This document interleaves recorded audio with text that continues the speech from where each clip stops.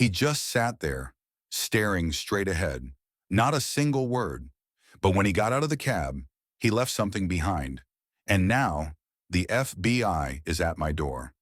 Welcome to Legacy Tales. If you're new here, make sure to subscribe because we upload daily to inspire you. Also, let us know from which country you're watching. It was a quiet night, and Daniel, a 52-year-old taxi driver, was on his last ride before heading home. He had seen all kinds of passengers in his 30 years behind the wheel. Drunk businessmen, tired mothers, nervous teenagers. But this man was different. He slid into the back seat without a word, his face hidden under the shadow of a hoodie. "Where to?" Daniel asked, glancing at him through the mirror. The man didn't answer. He simply handed over a $100 bill and pointed forward. No words, no address, just a silent gesture. Something about him felt off. Daniel had driven in dangerous neighborhoods before, but this was different. His hands gripped the wheel a little tighter as he started the car. As they drove through the empty streets, Daniel kept glancing at the man. He never looked at his phone, never fidgeted, just sat there, still and silent, like a statue. A cold feeling crept up Daniel's spine. "Rough night?" he tried again, hoping to break the tension. The man didn't respond. The ride felt like an eternity, but finally they reached an abandoned warehouse on the outskirts of town. The man got out without a word, walked into the darkness, and disappeared. Daniel let out a shaky breath. "Weird guy," he muttered, shaking his head. But then he noticed something on the back seat. A black leather briefcase. His stomach dropped. The silent man had left it behind. He hesitated. Should he open it? Should he drive away and pretend he never saw it? His fingers hovered over the latch. But before he could decide, his headlights caught something.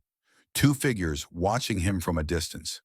Suddenly, every instinct screamed at him, "Drive." Now Daniel's heart pounded as he snatched the briefcase and sped off. His hands were slick with sweat, his mind racing. Who were those men? And why did they seem like they were waiting for him to notice the briefcase? He reached a red light, his fingers gripping the latch. He had to see what was inside. Just a peek. Slowly he flipped it open, and his breath caught in his throat.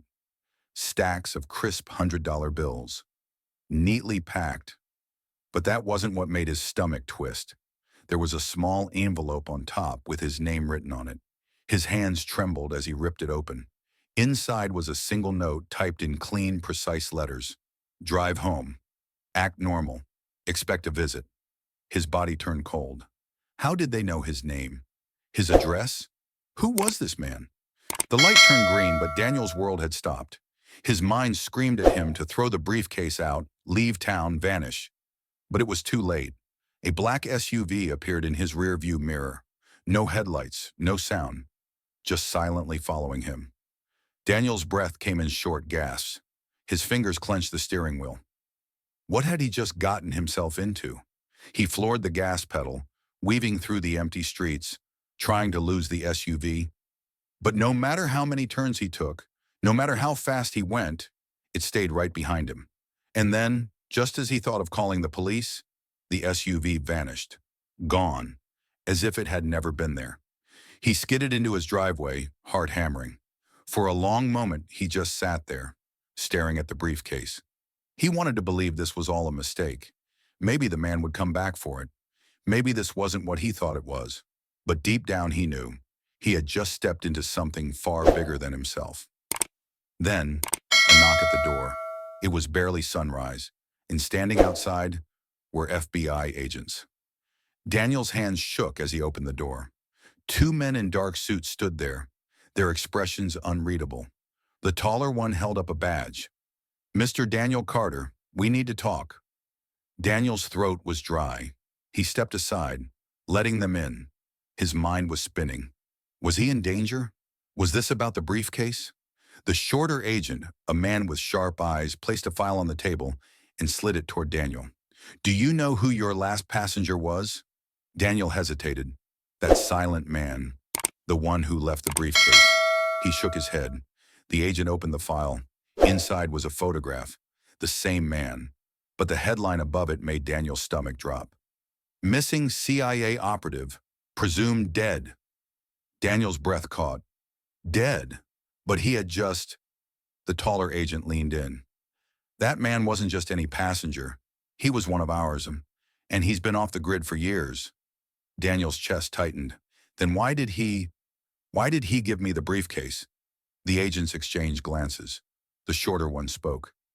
Because he trusted you. Silence filled the room. Daniel's mind raced. Trusted him? But why? The taller agent pushed the briefcase toward him.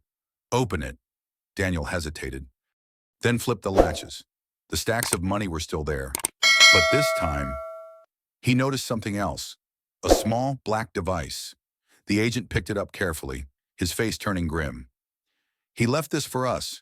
It contains classified intel, information that could expose powerful people. Daniel felt a chill. And he gave it to me. The agent nodded. Because you were the only one who could be trusted. Daniel swallowed hard. He was just a taxi driver, a normal guy. But now, he had been thrown into something far beyond himself. The shorter agent stood up. You'll be watched, Daniel, for your safety. But know this, you just helped save lives. The words hit him like a wave. He had saved lives. As the agents left, Daniel sat there staring at the briefcase. His world had changed overnight. He wasn't just an ordinary taxi driver anymore. Somewhere out there, a man had risked everything to get this into the right hands. And somehow, he had chosen Daniel. This story proves one thing. Every act, every moment, can change lives in ways we never expect. If you were in Daniel's place, what would you have done? Let me know in the comments. And if this story gave you chills, don't forget to like, share, and subscribe for more incredible stories. See you in the next one.